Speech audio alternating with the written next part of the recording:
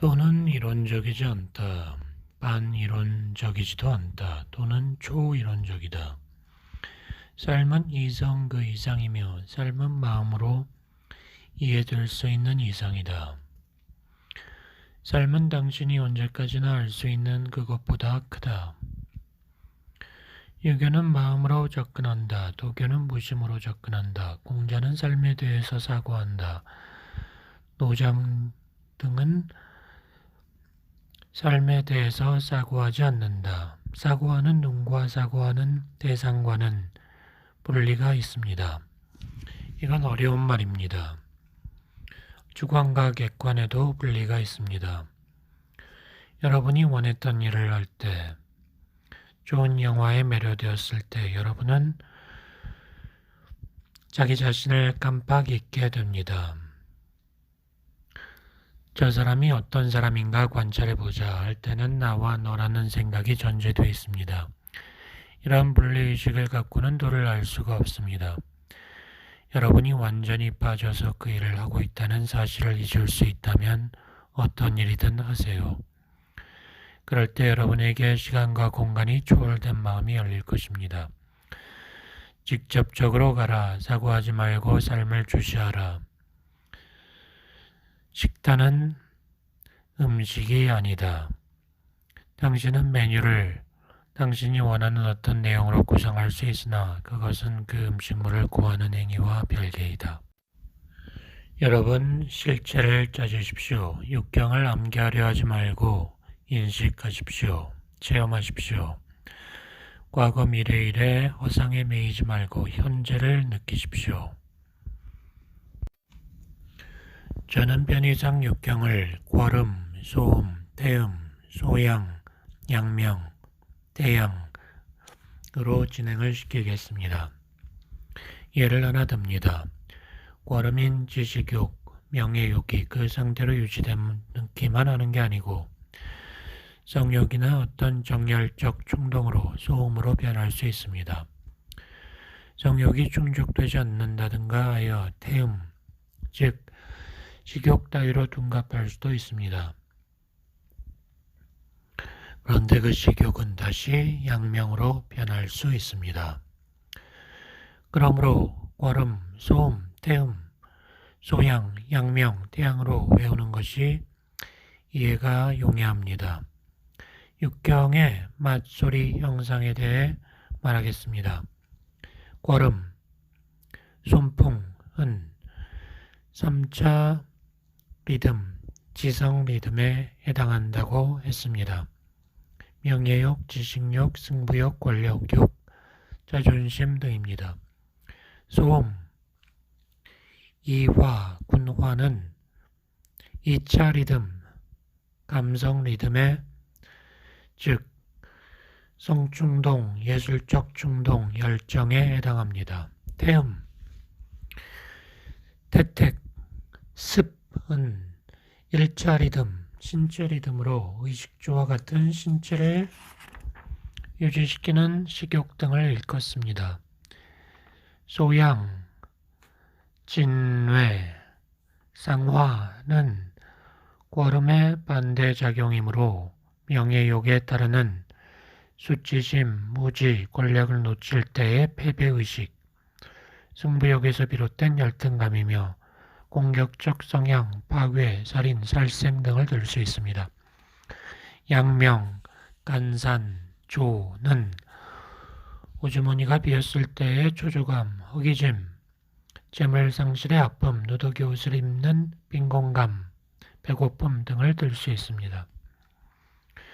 태양, 감수, 한수는 애인을 빼앗기면 어쩌나 하는 불안감, 경계의식 등을 말합니다. 반으로 잡을 수 있도록 그림 8궤도에서 서로 대칭되는 궤가 반대 개념임을 이해하십시오. 만일 위에서 예로 들어 놓은 감정들을 마음속에 가지지 못하는 사람이 있다면 정상인이 아니죠. 적당한 자존심이나 명예욕, 약간은 의식주에 대한 욕망도 있어야 하고 노름판에서 돈을 잃었을 때 초조한 느낌도 받아야 정상이죠. 그런데 이것이 너무 실해서 삿되게 작용하는 경우가 있습니다. 꽐음은 거만심이 생기기도 하고 학자적인 교만감, 경멸감, 무형의 우열을 가리고자 하는 욕망에 해당되죠. 꽐음이라는 상황을 판별하거나 그것이 정기로 작용하는지 사기로 작용하는지 여부를 느낌만으로 알기 어려울 때는 색이나 형상, 맛 등으로 추리할 수 있습니다. 소음은 삿되게 작용이 되면 음탕하거나 방탕한 마음, 퇴폐적 쾌락 등의 형상으로 나타납니다. 태음은 음식을 많이 먹은 포만감, 지루함 등으로 나타납니다. 졸부들을 보십시오. 비대해집니다. 젊었을 때는 좀 양명해야 합니다. 소양지기가 삿되게 작용할 때는 잔혹, 잔인함, 몰인정하게 됩니다. 경계의식이 강하면 쌀쌀맞게 되죠. 그리고 열등감, 자기 비하의식, 공격적 성품, 방어의식이 소양지기입니다. 영명이 나쁘게 작용하는 것은 너무 거지근성입니다. 사람이 살아감에 있어 다소의 공포감, 긴장감은 있어야 되지만 태양지기가 사기로 작용하면 겁쟁이나 용렬한 사람이 되거나 의욕과 의심이 많은 사람이 됩니다. 허무주의, 니힐리즘의 사람이 됩니다. 이상이 육경이 바르게 작용할 때와 사뜨게 작용할 때의 유심적 쥐상입니다. 근데 이 유심적 쥐상이 이해는 쉬울지 모르나 사람을 봤을 때 잡아내기 어렵습니다. 환자를 볼 때 우리는 관형찰색을 하죠. 그 가운데 색을 한번 살펴봅시다. 도서관 간판으로 보신탕집을 달거나 룸사롱 간판으로 도서관 간판을 단다면 어울릴까요? 모든 상점에는 업종의 분위기에 맞는 색깔이 있습니다. 꽐음은 청색이나 녹색에 해당합니다. 그러므로 얼굴에 프로딩딩한 노기가 등등하다고 하면 족고름 간경의 에너지가 얼굴에 모인 것이죠.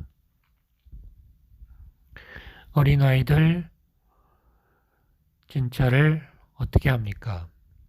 수양명 대장경에 흐르는 에너지를 중시하죠. 수양명 대장경이 가장 투명하고 양명하므로 속에 있는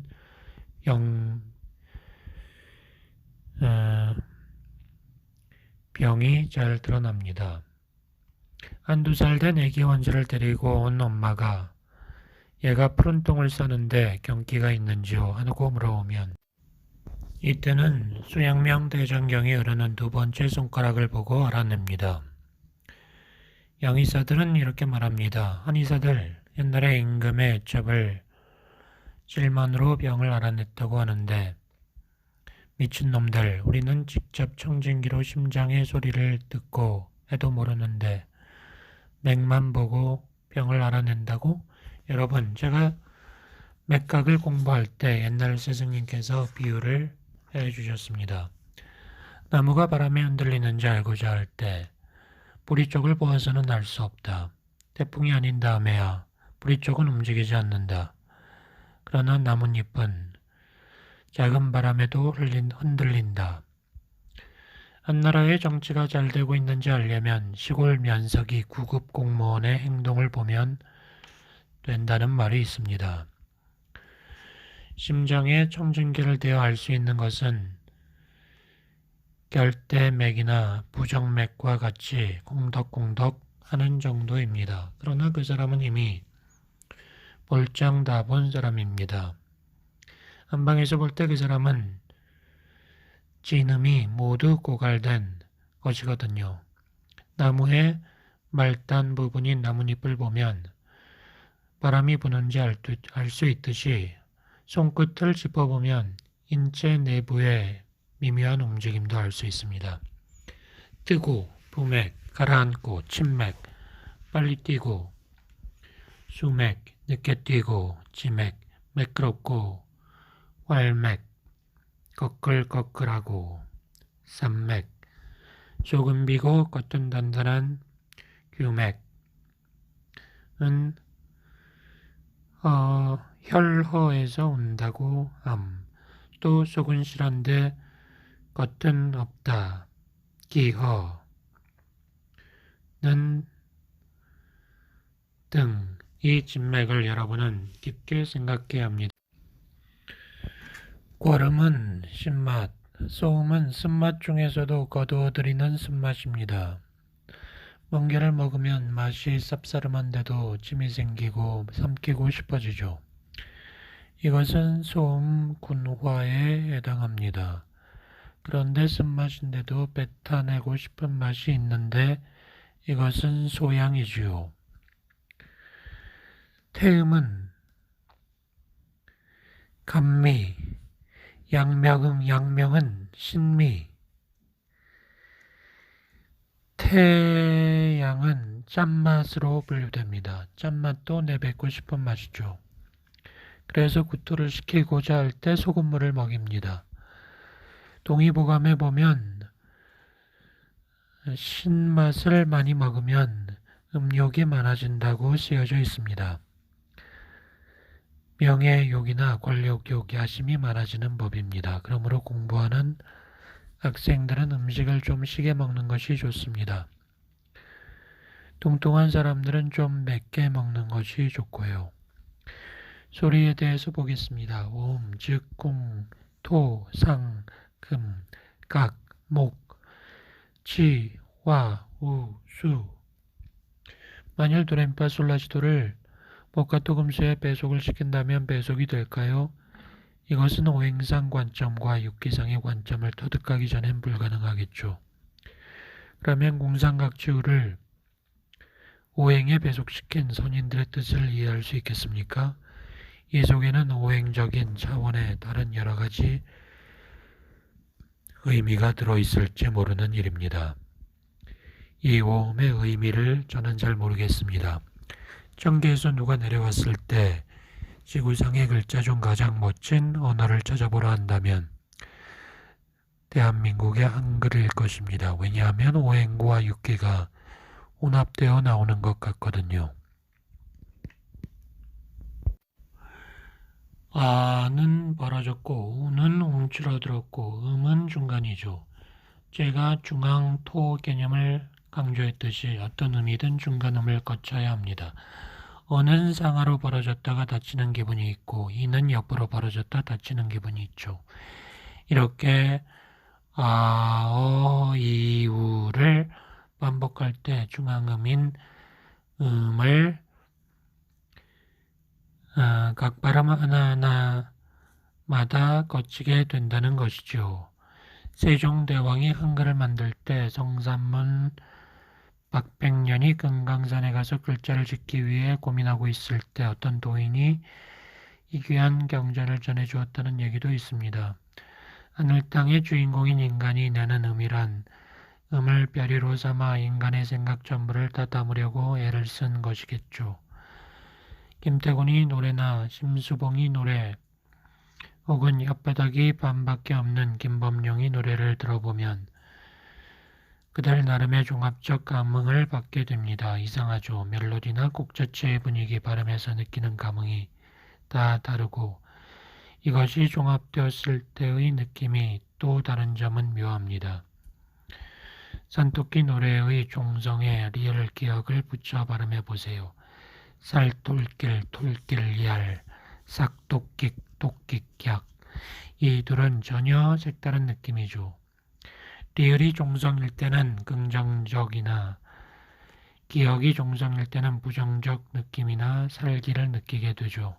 따라서 전자나 후자에는 각기 다른 어떤 경락이 중점적으로 연관되어 작용하는 것입니다. 공자는 한 나라에 들어가서 어떤 음악이 유행하는지를 듣기만 하면 민심을 알 수 있다고 했습니다. 도통한 사람들은 쇳소리만 듣고 그것이 가지고 있는 감정을 읽는다고 합니다. 인간은 모든 경락을 골고루 쓸 수 있는 데 비해서 동물들은 한두 개의 경락을 극단적으로 사용하고 있습니다. 저축인묘의 12동물을 취상한 것은 우연이 아닙니다. 취상에 이르기까지 많은 천착이 있었을 것입니다. 오은 육기를 가벼이 생각하지 마십시오. 이번에는 오음을 육경적으로 분류해 보도록 합시다. 태양 한수는 대체적으로 리을 읒 받침에 가깝습니다. 태음은 미음과 비읍에 가깝고 기역히읗은 살기가 있으므로 양명조금에 해당하고 니은이응은 소음에 가까우므로 종성에 비음인 니은이응이 있으면 애교가 있거나 섹시하다. 콧소리를 많이 내는 나라는 감성 리듬이 발달되므로 프랑스가 예술의 나라인 것입니다. 꽈름은 히읗에 해당하고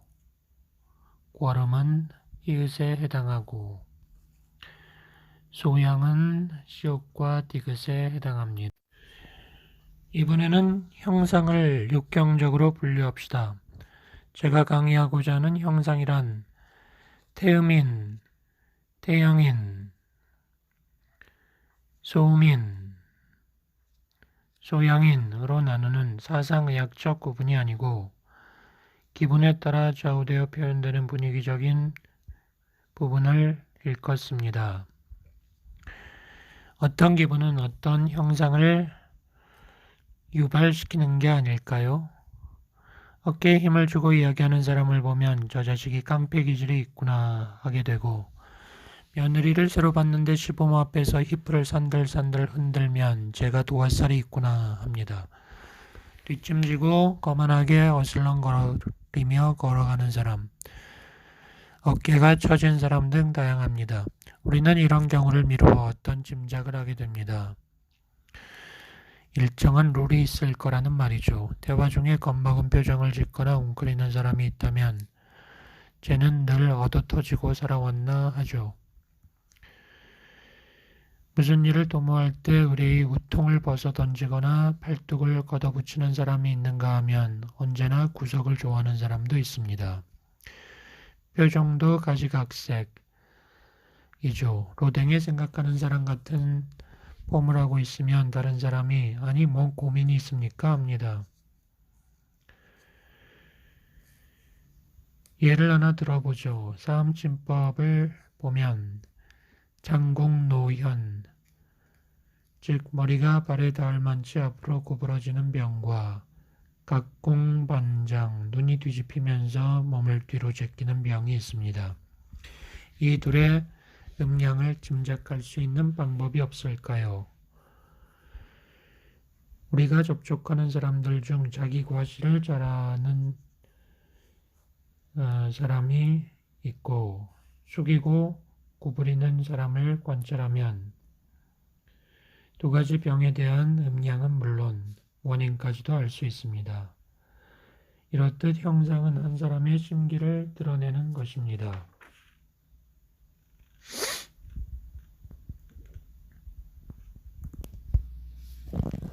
괄음은 무엇이든 거두어들이고 품에 안아서 끌어들이는 특징이 있습니다. 가령 발산되는 모양의 식물이 있다면 이것을 먹었을 때 인체 내에서도 발산지기가 생기지 수렴지기가 생기지 않습니다. 이에 비해 오미자, 복분자 등은 거두어들이는 성품이 있죠.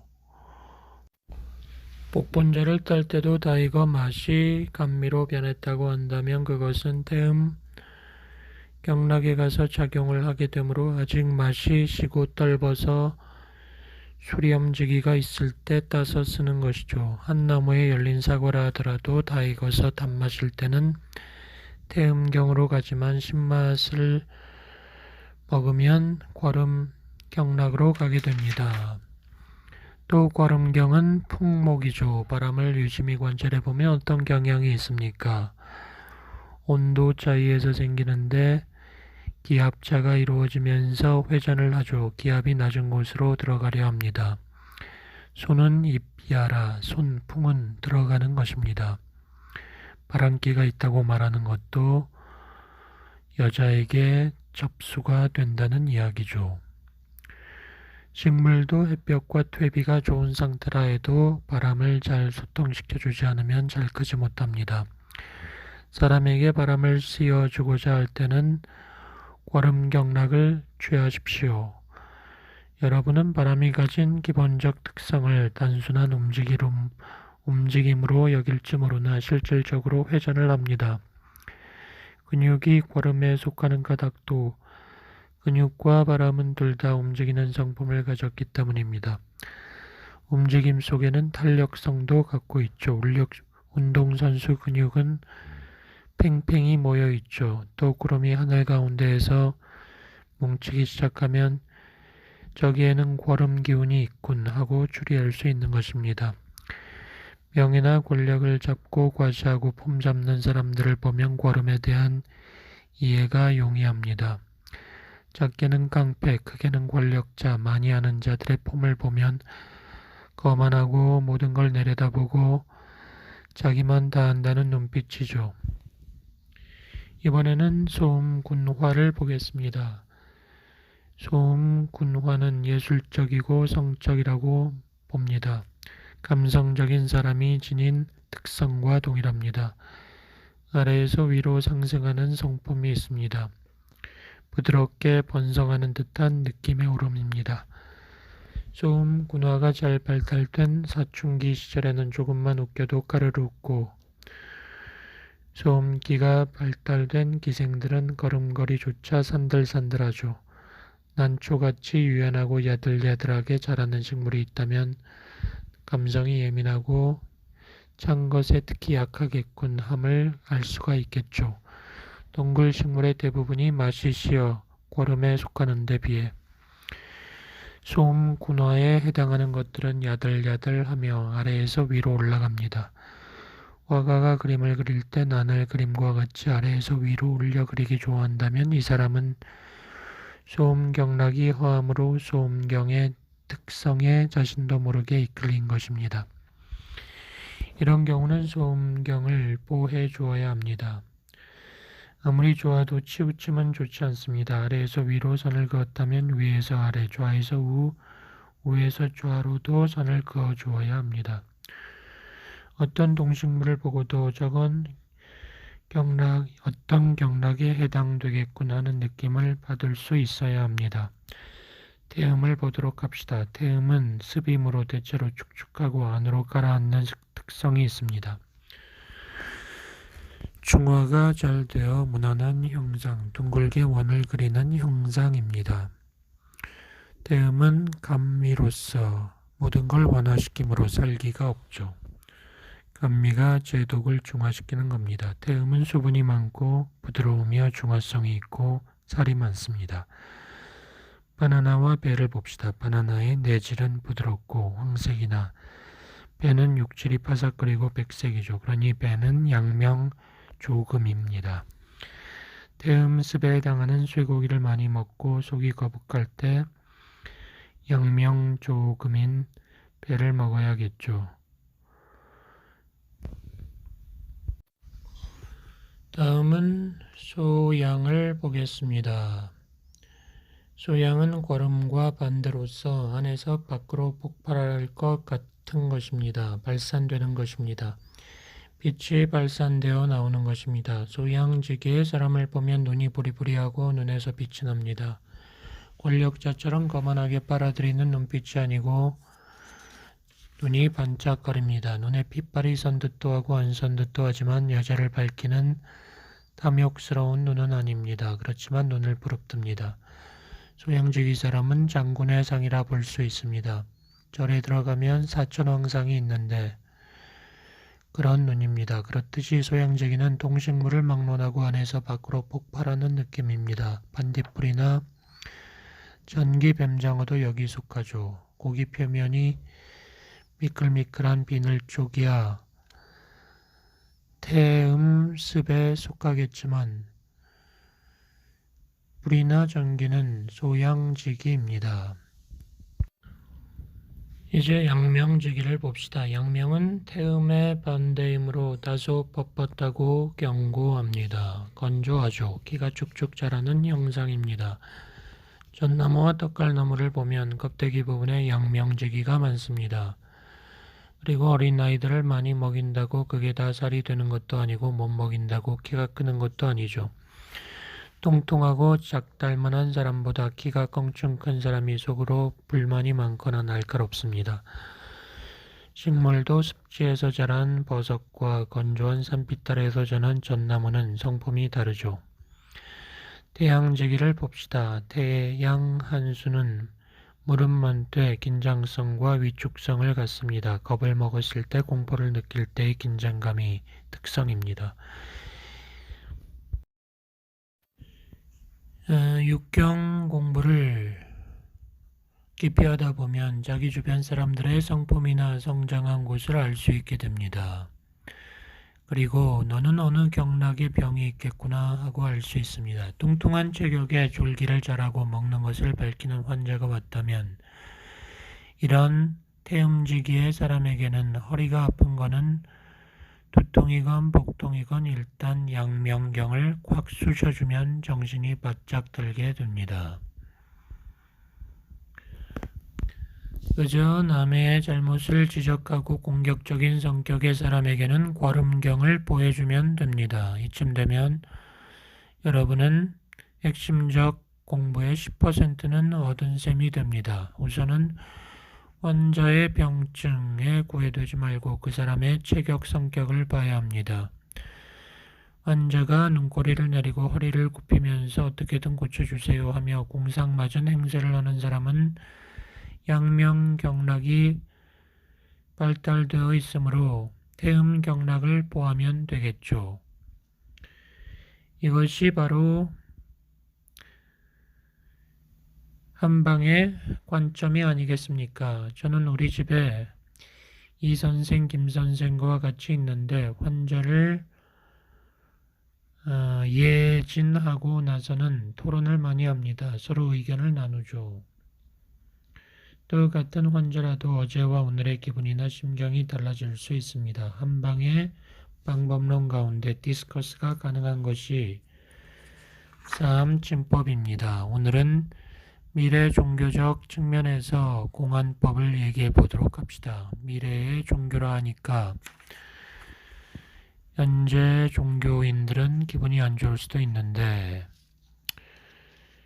어째서 이런 공안법이 등장해야 하는가? 미래의 종교는 선이 될 것이라고 라즈니 씨는 말했습니다. 현대인은 너무 지식적이고 교활하게 되었기 때문에 가령 병에 있어서도 간단하고 평이한 약으로는 치료할 수가 없게 되었습니다. 독약이나 극약 쪽으로 한 발 한 발 다가가고 있습니다. 아야코카라는 자동차 왕과 봉고차를 개발하여 빚으로 넘어가던 회사를 회생시킨 기아산업의 사장 이야기를 감명 깊게 들었습니다. 그저 돈을 만지는 재벌로 보일지 몰라도 그 사람의 말 한마디 한마디에는 선지가 살아있더군요. 아이어코카와 나는 다르지만 딱 한 가지 같은 것은 극약을 투여했다는 사실입니다. 라고 했다고 합니다. 아이어코카는 사장 자리에 앉자마자 많은 인원을 해고시켜버렸습니다. 극약을 투여한 것이죠. 회사를 살리고 죽이는 것은 사람 문제라고 본 것입니다. 우리 한의사들은 환자의 말끝 하나 작은 행동 하나도 놓쳐서는 안 됩니다. 한방진단법은 4가지가 있죠. 망문, 문, 절. 환자가 들어올 때 그 사람에게서 느껴지는 분위기가 있습니다. 허리를 짚고 들어오면 허리가 아파오셨군요 하고 묻습니다. 그러면 놀랍니다. 환자는 자기 병을 알아낸 것에 대해 신기합니다. 손을 머리에 대고 들어오면 두통이 있구나 하는 거죠. 절지는 맨 나중에 진단법입니다. 30대쯤 된 여자가 수줍은 듯이 맥을 봐주세요 하면서 팔을 내밀면 이 여자는 임신 여부를 알고자 하는구나 하고 짐작하죠. 고약한 사람들은 테스트를 하기 위해 오는 경우도 있습니다. 이럴 때에는 지식만으로는 되지 않습니다. 현대인은 교육과 경험을 통해 엄청난 지식과 정보를 담고 있습니다. 어떤 말을 들으면 저 말은 어디서 들은 것 같은데 하며 자기 기억과 동일시합니다. 그렇게 되면 현재 그 사람이 어떤 마음으로 무슨 뜻으로 그 이야기를 했는지 알 수 없습니다. 전폭적 혁명이란 비교나 동일시 없는 세계를 말한 것입니다. 여러분들 손에 제가 뭔가 쥐어드리면 소득감을 느끼죠. 이런 것도 위험합니다. 소득감은 성공이라는 전제를 두게 되어 이원적인 세계가 되니까 좋지 않습니다. 여러분이 가지고 있는 것을 낱낱이 지적해 주어서 언젠가는 평등한 지혜에 도달할 수 있게 했을 때 비로소 여러분은 도를 만날 수 있게 됩니다. 묘한 관찰도 시키고 다각적인 검토를 해보도록 합니다. 그러다 보면 자각하는 지혜가 생기죠. 그러니 여러분이 온 6기를 공부해서 먼저 자기 마음을 관찰하고 주변 일도 관찰하고 나서 환자를 보게 되었을 때 저 사람은 뚱뚱하니까 대음 습토의 체질이니까 양명경을 써야 되겠군 할 수 있습니다. 이 사람은 섹시해 보이는데 눈이 빨갛게 충혈되었건 소음군화로군. 그러면 태양경을 써야지 하는 방식으로 환자를 볼 수 있게 됩니다. 이런 식으로 보다 보면 사람이란 모두 똑같은 것이로군 하는 평등의 지혜에 도달합니다. 사람이란 조금 이르고 늦은 차이 또는 욕망이 변형되는 정도의 차이가 있을 뿐 같은 겁니다. 깨어있지 못한 어리석음에 대한 우화를 소개합니다. 오행상 사고로는 간이 나쁘면 수생목의 원칙에 의해서 신장을 보하면 된다고 생각하죠. 그런데 육기를 중요하게 여기는 사암진법에서는 그 내용물에 해당하는 소장, 괄음, 소음 이런 것을 중시합니다. 가령 태양병을 치료한다고 하면 즉 몸이 찬 사람을 치료한다고 하면 어느 경락을 취해야 하겠습니까? 소음 경락이죠. 그러면 수태양 소장경을 치료할 때 수소음과 족소음 중에서 어느 것을 취해야 하겠습니까? 수태양 소장경과 수소음 심경이 같은 수이므로 수소음 심경이 아니겠냐 생각하기 쉬운데 그렇다면 궤상으로 알아보기로 합시다. 수태양 소장경의 궤는 수화 궤입니다. 족소양 심경의 궤는 화수 미제 수소음 심경의 궤는 화화입니다. 자, 이 궤를 볼 때 수태양 소장경과 수소음 심경이 짝이 된다고 할 수 있겠죠. 짝이 된다고 할 수는 없지요. 그러므로 아래가 화, 위, 수인, 수, 태양, 소장경의 짝은 아래가 수, 위가 화인, 족소음 신경이 되는 겁니다. 이것을 상합치료라고 합니다. 이 치료는 사하는 게 아니라 짝이 되는 경락을 보여주는 것입니다. 정격을 쓰는 거죠. 옥자는 태양경, 한수는 물이 많고 차가움으로 소음경으로 보호할 것이 아니고 수태양이나 족태양의 승격으로 살 수도 있지 않습니까? 라고 반문할 수도 있겠죠.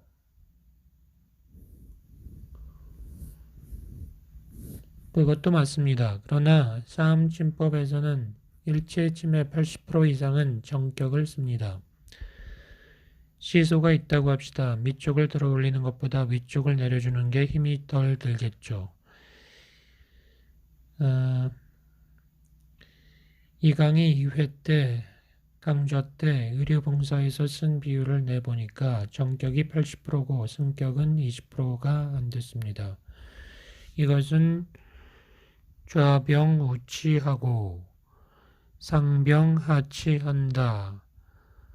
아병 상치하고 우병 좌치한다는 이론에 부합되는 결과죠. 이상의 내용이 이해되지 않으면 각 경락의 궤상을 그려봐서 상대되는 궤를 확인만 해도 됩니다. 이런 소식은 여러분이 처음 접하는 겁니다. 이런 소식이 이해되지 않는다면 싸움침법의 열쇠는 찾을 수 없게 됩니다. 여기 3, 4학년 되신 분들, 수소양 3초경에 있는 열로 치료할 수 있는 병이 몇 가지나 됩니까? 야문열, 중저열로,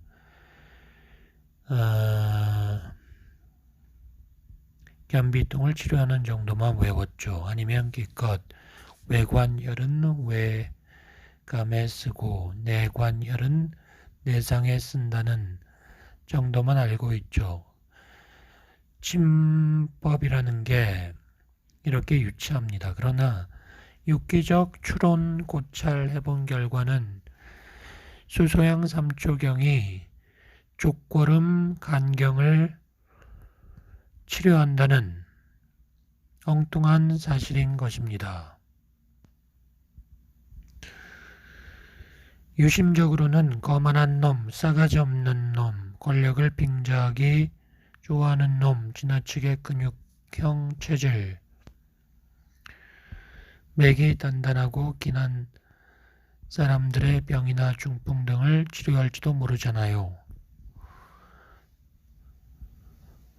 이건 참으로 희한한 겁니다. 여러분들이 중풍을 치료하듯이 족삼리, 합곡, 인중, 곡지에 침을 놓고 십선열을 하고 이렇게 하는 것이 아니라 그 사람의 중풍이 어떤 형식으로 왔는가를 관찰하는 것입니다. 작년에 강좌를 지나가던 도중 학생의 입이 삐뚤어진 일이 있었습니다. 아침 일찍 일어나 테니스 치고 땀을 빼고 아침밥을 굶고 와서는 에어컨 바람을 서너 시간 쐬다 보니 구면 과사 편풍구과로 입이 돌아가 버렸습니다. 그때 제가 어떤 경락에 침을 놓았겠습니까? 어쨌든 비쩍 마른 사람이 밥까지 굶었으니 신체 리듬, 일차 리듬에 손상이 온 걸로 봐야겠죠.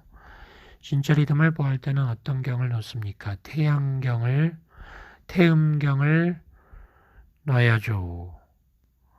그래서 족태음 비경을 놓아주었습니다.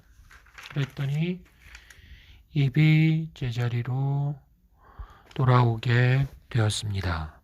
지금 그 학생 대학교에 다니고 있습니다. 만약 여러분이 학교에서 배운 대로 침을 놓는다고 인중 등 여기저기 꼽아대다 보면 50개 정도 놓아야 합니다. 강의 요점은 꽐음 경락은 소음 경락으로 소양 경락으로 소음 경락은 태양 경락으로 양명 경락을 태음 경락으로 치료한다는 정도가 아니라 족골음경의 병을 수소양 경으로 수소음 경을 족태양 경으로 치료한다는 부분까지를 알아야 한다는 것입니다. 이것은 주역 괴상이 증명합니다.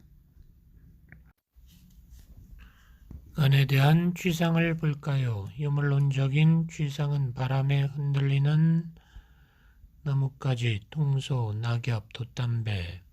유심적인 취상은 도서관 문을 나설 때 대포집에서 맥주를 시켜 먹는 것, 반대쪽에 세단차 몰고 들어가는 것, 직사로 서점 가는 것, 국민학교 수업시간에 떠드는 아이 이름 적었다가 본인에게 불러주는 것.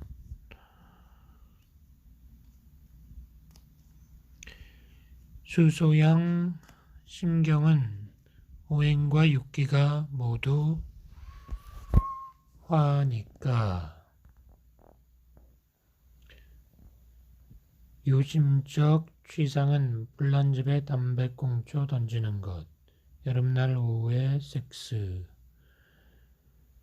유물적 취상은 여름날에 만원 버스, 에어컨 없는 전시장, 무더운 날의 애정영화.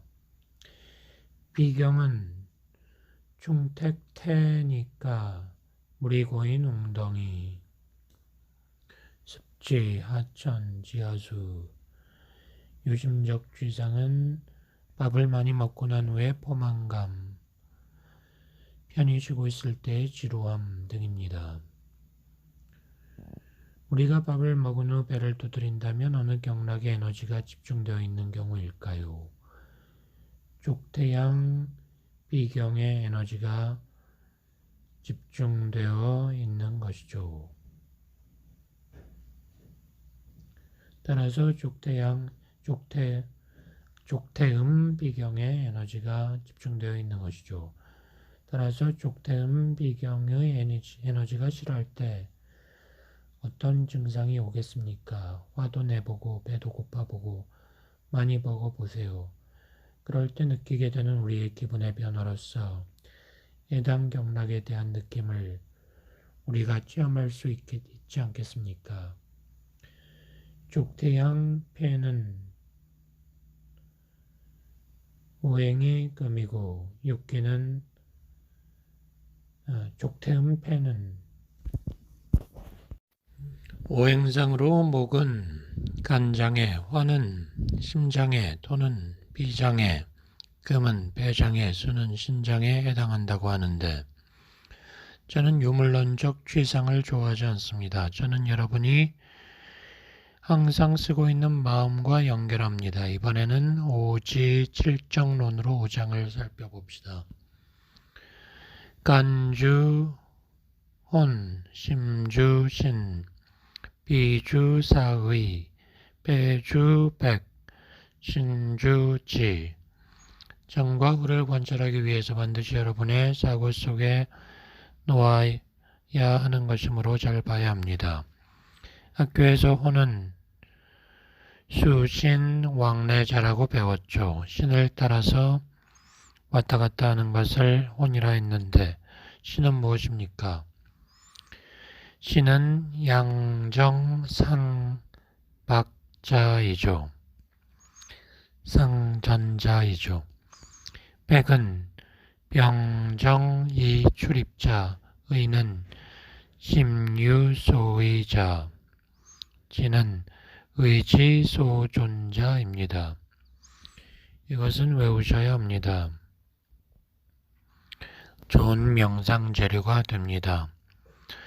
상하, 좌우, 전후, 출입을 설명하는 기초도 됩니다.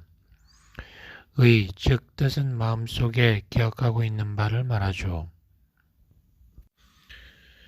국민학교 동창생 영숙이가 있다는 것을 알았기 때문에 어느 날 영숙이와의 결혼의 뜻을 둘 수가 있는 거죠. 아는 것이 없이 뜻이 되겠습니까?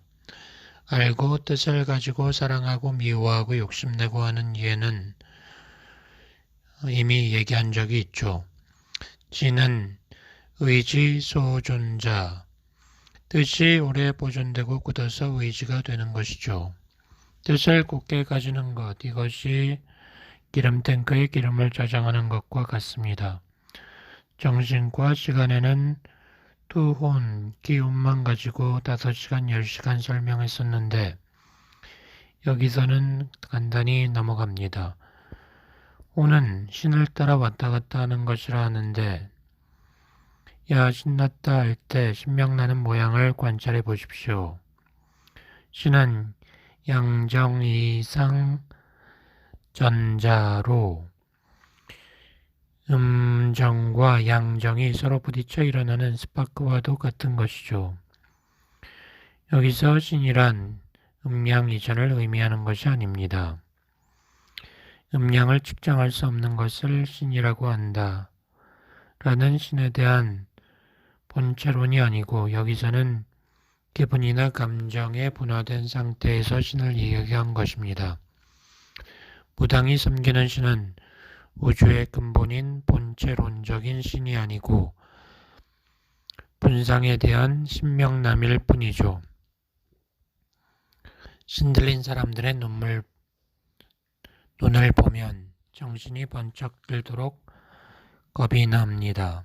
무당들이 산신령이 내려온다고 하는 이 신내림, 분내림이란 수소음 심경의 어떤 굉장히 개발된 에너지를 전수받는 것입니다. 훈련과 통제, 이것은 도로 들어가는 길잡이가 아닙니다. 도로 들어가는 길은 자연스러워야 합니다. 훈련 속에서 성장하는 줄 알지만 결과는 반대로 구령에 따라 기계가 되어버립니다. 진실한 전술을 가르쳤던 손자나 오자, 육도 삼략을 쓴 강태공의 병법은 훈련과 통제에 의한 것이 아니고 인정으로서의 응집, 무아의 정신 또는 조국을 위해 나를 버릴 수 있는 정신의 유발이었던 것입니다. 훈련과 통제의 목표는 하루에 완성할 수 있지만 조국 수호에 충정 없이 깨어있지 못한 상태에서 훈련받은 병사를 오합지졸이라 하죠. 깨어있는 사람의 훈련법은 독특합니다. 전으로 돌아가 보겠습니다. 전은 동, 후는 정, 전은 전진, 후는 후퇴이죠. 눈이 앞에 달려 있으므로 우린 거의 뒷걸음을 걷지 않습니다. 눈이 뒤에도 달렸다면 뒷걸음에도 익숙했을 것입니다. 머리 뒤편에는 눈이 없으므로 뒤로는 후회하겠다, 후퇴하겠다, 쉬겠다라는 뜻을 두게 됩니다. 앞쪽이 발달된 경우와 뒤쪽이 발달된 경우에 대한 관찰은 필요합니다. 배와 복을, 등과 배를 음양으로 구분지을 때 등이 양, 배는 음이 된다고 배웠죠. 전이 음이고 후가 양이 된다는 게 이상하지 않습니까? 그러므로 음양은 잘 봐야 합니다. 순자병법의 마지막 병법인 36개도 후퇴의 정도가 빠르면 양이 되고 전진이라도 그 정도가 느리면 음이라 할 수 있으므로 단지 전후만을 두고 음양을 단정하면 안 됩니다.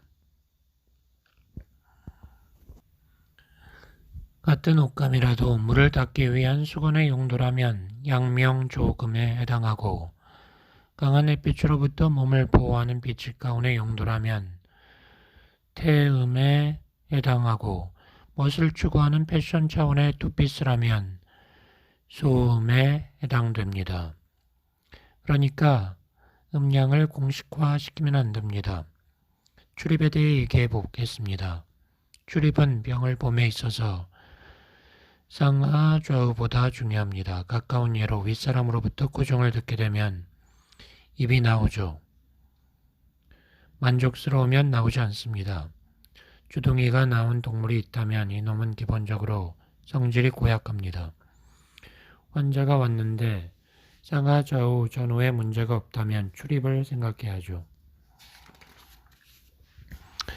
불타고가 났다는 말의 뜻은 화가 났다는 것이고 상징은 도깨비가 되겠죠. 동물 가운데 불이 난 놈은 불타고 속성을 갖고 있으니 조심해야 합니다. 그렇다면 바다에 사는 성게도 예외가 아닙니다. 대 앞쪽의 전복을 보면 여성의 성기같이 이빠는 느낌이고 수용하는 태세가 되어 있습니다. 여성의 성기도 들어가게 되어 있으므로 자궁 입구라 하지 출구라 하지 않습니다. 여성에겐 음기가 있어 빨아들이는 기운이 강합니다. 남성은 반대죠. 서양에서는 입구와 출구가 분리되어 있지만 동양에는 입출구라고 하여 전체적인 용도로 사용합니다. 서양은 분리를, 동양은 전체를 추구하죠. 동양이 한수위죠. 집구조도 서양에서는 침실, 거실, 주방이 분리되어 있는데 우리나라가 보면은 방 하나가 다 합니다. 우리나라 이러한 분리성을 이규태 씨가 피력했고 임영옥 씨는 여자란 무엇인가 해서 남성 우월론의 대도와 남성이 세상을 지배하고 있다는 사실의 편협성을 지적했습니다. 지구 위에 반은 남자, 반은 여자입니다. 네가 있으면 내가 있습니다.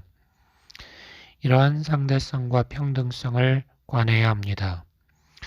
여러분은 발산되는 쪽과 들어가는 쪽을 알아야 합니다. 입으로 들어가고 말은 나옵니다. 학문을 똥 내보내는 것쯤으로 생각하지 마세요. 내보내는 이상의 빨아들이는 힘이 있습니다.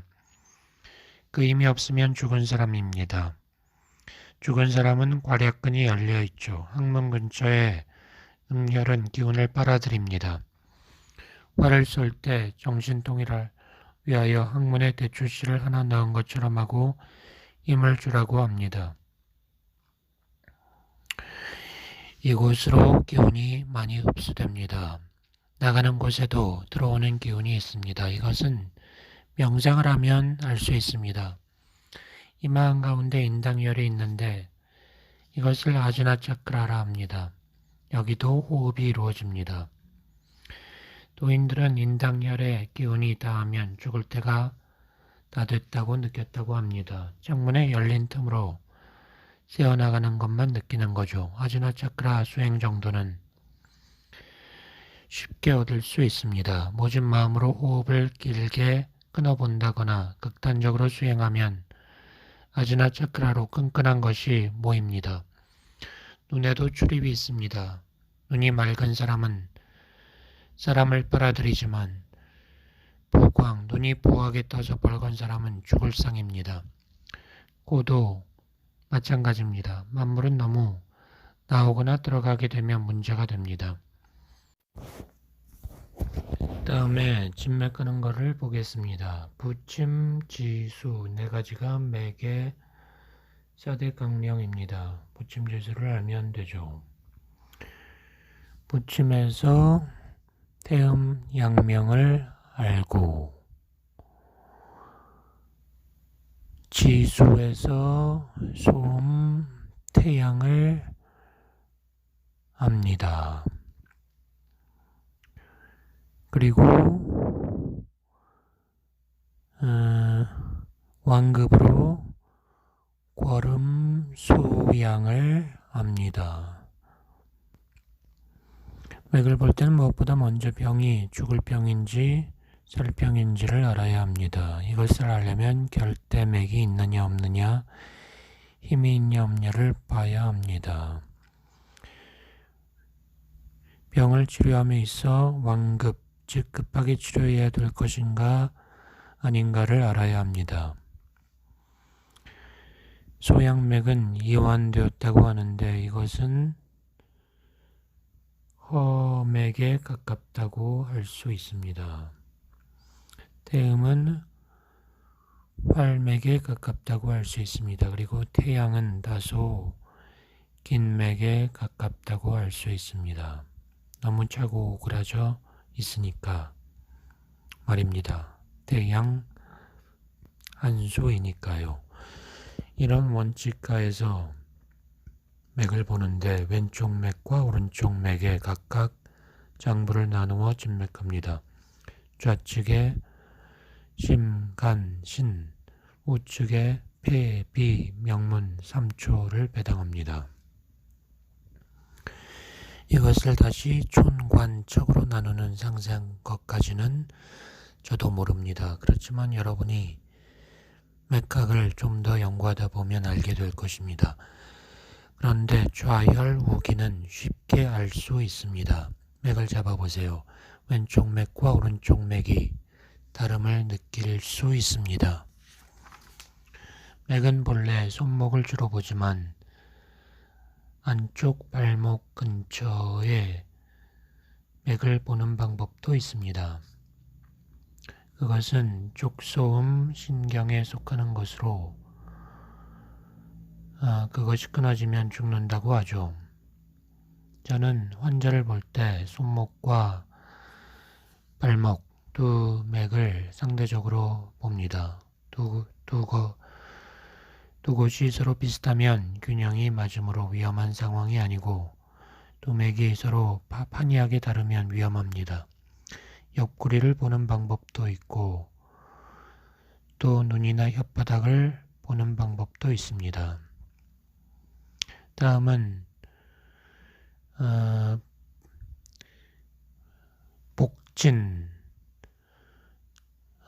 복진을 육경으로 나누어 보려고 합니다. 복부에 육이 많다, 살이 쪘다고 하면 태음이 되겠고 마르고 골이 발달되어 있으면 양명에 해당이 되고 가슴 부위가 펄떡펄떡 뛴다거나 하면 심화라 하는데 이것은 소음군화입니다. 그런데 통통하지도 마르지도 않은 사람이 손발이 차고 배도 차면 태양이 될 것이고 또 배가 팽팽하고 배에 임금왕자도 있고 근육이 발달되어 있다면 괸에 해당이 됩니다. 근육은 별로 없는데 피부가 거칠고 상초가 조하고 열감이 있으며 겉으로 발산되는 반점이 있다면 그것은 소양상화지기에 해당됩니다. 얼마 전 어떤 아가씨가 피부병으로 6개월간 치료를 했는데 낫지 않는다며 찾아왔는데 수소양 3초경을 사해 주었더니 좋아지더군요. 또 우리 건물 관리하는 청년이 두드러기가 나고 피부병이 심해 왔는데 건물을 지키면서 오르내리는 사람을 지켜보는 가운데 속이 화가 많이 쌓였음을 알았죠. 그래서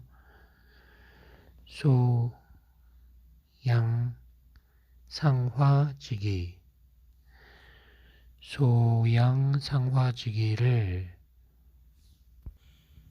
사해주니까 사라지더군요. 이것은 소양상화지기의 대표적 케이스입니다.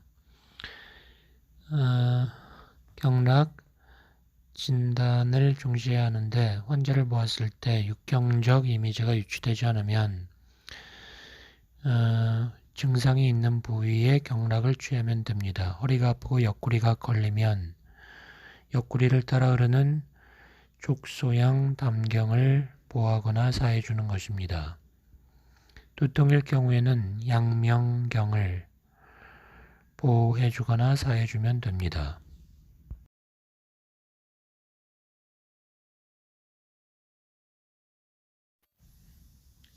이렇게 하기 위해서는 육경락이 흐르는 유주를 외우셔야 합니다. 그래서 오늘은 육경락의 유주를 그림으로 그려오라고 리포트를 내드리겠습니다. 경락 진단은 손바닥을 보는 것으로도 우리에게 관형 찰색이 가능케 합니다. 그러나 이것은 수상 따위와는 무관하죠. 손바닥에 실핏줄이 많은 사람, 손바닥이 노랗거나 파란 사람, 손바닥이 창백하거나 손가락이 가늘고 긴 사람, 굵고 짧은 사람 등으로 다양합니다. 수태음 배경에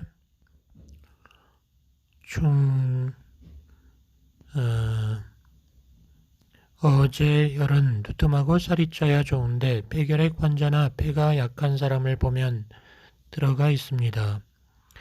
어제열이 들어가면 음허화동병이 있다고 했습니다. 엄지손가락에는 태음경이 흐르고 둘째 손가락에는 양명경, 셋째 손가락에는 꽐음경, 넷째 손가락에는 소양경, 새끼손가락에는 소음경과 태양경이 흐릅니다.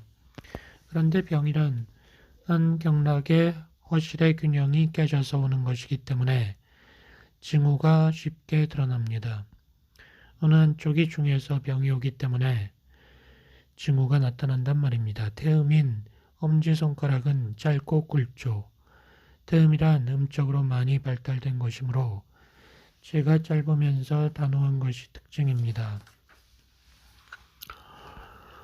사람도 키가 작고 살찐 돼지처럼 통통하면 태음인이기 쉽죠. 여기서 말하는 것은 육경상의 태음이므로 사상의학의 태음과 다릅니다. 꽐음은 길기도 하고 오동통합니다. 그러니까 키 크고 살찐 근육체인 사람, 눈매는 거만합니다. 태음의 사람이 재물관리에 능하고 돈복이 있다면 꽐음의 사람은 정치가 권력과 명예 추구하는 사람들에게 볼 수 있습니다.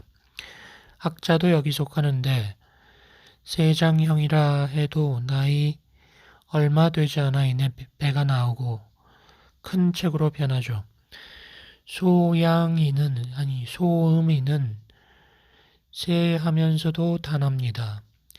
족소음, 신이 발달하면 성격이 세밀하고 기교가 뛰어납니다.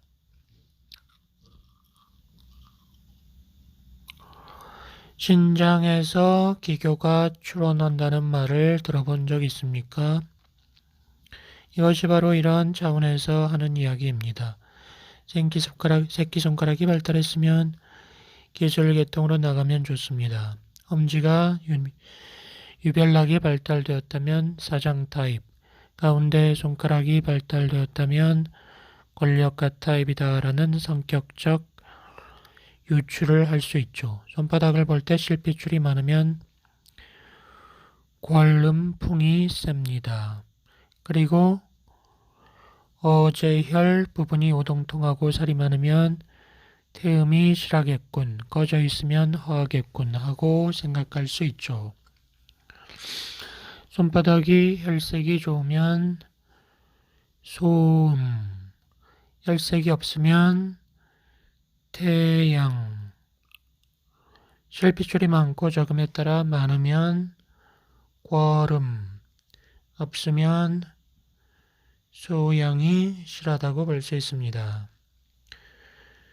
한마디로 뭉쳐보면 혈색유음으로 소음과 태양을 구분하여 짐작할 수 있고 청색유음으로 꽐음과 소양을 어제열을 보고 태음의 실허를 구분하는 겁니다.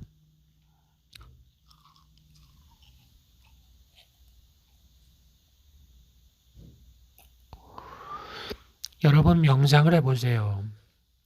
아침에 일어나 숨을 죽이고 자기 몸의 아픈 곳을 들여다보세요. 그리하면 어느 경지쯤에 이르게 되면 아픈 곳이 풀리게 되는데 그때 얼굴이 간질거리고 몸에 쭉쭉 흘러다니는 기분이 듭니다.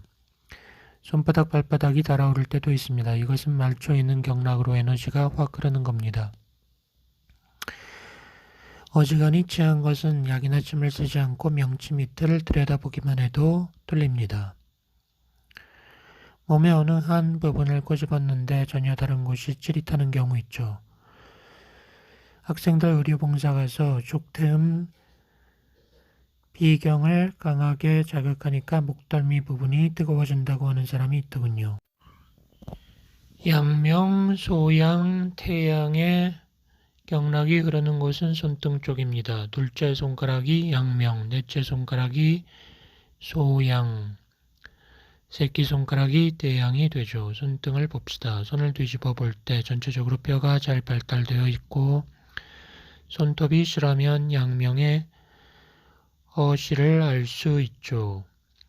반대로 손에 살이 오동통하게 쪄서 뼈가 없는 것처럼 보이는 사람이 있는데 이런 것으로 양명을 판단합니다. 소양지기는 손등이나 얼굴에 얼마나 털이 났느냐 하는 것으로 판단합니다. 이거는 안에서 밖으로 밀어내는 힘 같은 것이기 때문에 털이 많은 사람은 아무래도 화기가 많습니다. 털은 지구상의 나무와 비슷합니다. 추운 곳에서 나무 자랄 수 없듯이 털도 마찬가지입니다. 소양상하와 소음군화는 같은 화이지만 다르죠. 소음군화는 화기 같은 것이 속에서 흐르는 것이고 소양상화는 털이 자라나오듯이 화기가 바깥으로 발현되어 나오는 성질의 것입니다. 털의 다소 외에도 손등의 전체적 혈색과 손톱 밑에 화색을 봅니다. 그 색이 희다면 뱃속에 회충이 있습니다. 속을 데워주는 화기가 부족하므로 속이 냉하면 생기게 되는 기생충의 유무를 알 수 있죠. 이런 사람은 공격적이지 못합니다. 소양상화지기가 부족하므로 이런 사람은 용기가 부족하게 되고 겁쟁이입니다. 회충은 육경 중 어디에 해당할까요? 습하고 냉한 곳을 좋아하니까 태음에 가깝겠죠. 태음에 속하는 회충을 죽이려면 양명경을 쓰면 됩니다. 그러므로 매운맛을 가진 천숙을 쓰는 겁니다. 담배찐도 좋습니다. 그러니까 담배를 많이 피우는 사람은 회충이 없어요.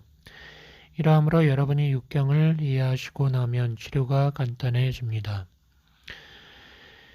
요약하면 윤택한 것은 태음에 해당하고 긴장성, 운동성, 수축성 등은 궈름에 해당하고 손끝이 차다 덥다 하는 것은 태양지기에 해당합니다. 소양군화지기가 강한 사람은 손바닥이 따뜻하고 핏줄이 보이고 훈훈한데 태양지기가 강한 사람은 차갑습니다. 여러분들 긴장되고 기분이 나쁠 때 손가락이 싸늘히 식은 경험이 있죠. 두려움과 긴장이 동반되면 더욱 그러하죠. 촉감으로 확인됩니다. 끈끈하고 기분 나쁘게 냉한 땀을 흘리는 사람은 비겁하고 음험합니다. 그래서 손가락에 땀이 있는 사람을 조심하라고 하는 겁니다. 특히 찬땀이 나는 것은 태양지기가 실하기 때문입니다. 이런 사람은 부자나 계기를 먹어야 합니다. 태양과 소음은 한열의 관계되므로 촉각상의 문제입니다. 지금까지 손으로 육경의 유주를 이야기했는데 맥을 잡을 때 중요시하는 것이 경락의 유주를 통한 진찰입니다. 또 우리가 살펴볼 수 있는 게 있습니다. 간단히 머리카락과 눈을 볼까요? 미용실에 가면 화기로 펌을 하죠. 열대에 살았던 흑인도 몸 안에 화기가 많으므로 뱃속에서 태아의 머리를 펌어시켜서 출산합니다. 곱슬머리와 옥니를 상종 말라고 한 것도 이런 이유에서이겠죠. 머리카락은 색깔도 가지가지죠. 눈동자도 다양한 색으로 구분됩니다. 청색인 민족은 궈름지기가 강하므로 백인 중에 눈동자 파란 사람은 다른 인종보다 거만합니다. 한편 흑진주같이 까맣고 윤택한 여자는 조심성이 있고 차분하고 정숙합니다. 눈이 청색이면 궈름에 해당하므로 권력욕, 자존심, 지식욕이 많고 거만합니다. 눈동자가 검은 사람은 신장 수기가 발달되었고 태양 한수가 발달되었겠죠. 신장 수기가 발달되었다고 그 사람이 방탕하거나 음탕하지만은 않죠. 조심스럽고 정숙합니다. 그래서 눈동자가 검고 눈자위가 크고 투명하고 입술은 앵두 같고 코가 오똑하고 머리칼이 까만 여자를 골라라 했던 거죠. 눈동자가 브라운색이면 어떨까요? 브라운은 황색과 검정의 짬뽕이죠. 브라운색이 밝으면 사색력이 풍부한데 어두우면 의심이 많습니다. 불안합니다. 개나 여우의 눈을 보면 브라운이죠. 이렇게 머리카락이나 눈을 보는 외에도 이 침법, 손바닥에 놓는 수지침, 발바닥을 보는 족상, 잠자는 모습 등 많은 것을 진찰의 수단으로 보는 것입니다. 입을 해벌리고 자는 사람은 보기도 흉하지만 관상학적으로 흉상입니다. 인맥과 동맥 사이로 기가 계속 새어나가니 좋을 수 없죠. 이상으로 망, 문, 진찰에 대한 대체적 이야기를 드렸습니다. 오운 육기에 의한 잡다한 간접 접근과 그 밖의 진찰 방법으로 진찰을 했다면 육경 중 하나를 선택해서 치료를 해야 하는데 오늘은 치료에 대한 오리엔테이션만 하고 내일 치료 대법에 대해 말하겠습니다. 치료법으로 약물치료, 침뜸치료 등이 있으나 외감과 내상에 따라 치료가 다르죠. 내상은 칠정에 의한 것이므로 이심치심법을 써야 하고 외감병은 한, 토, 하, 화법이 있는데 이것을 다스리며 침뜸과 약석을 쓰는 것입니다. 이심치심법은 이도지병법이라고도 하는데 쉽지 않아요. 대화로 상대방의 정신 상태를 알아야 하고 유심적 상황, 육경적 차원, 청과지의 차원 등 여러 가지로 그것을 알아내야 합니다.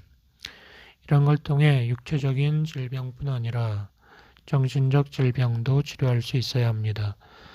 앞에서 심포와 삼초의 개념에 대해서 조금 언급을 했습니다만 이것으로서 이심치심법이 어떤 것인가 하는 예를 들어보겠습니다. 심포와 삼초는 상호 보완적 위치에 있다고 봅니다. 심포는 안다, 삼초는 모른다는 차원입니다.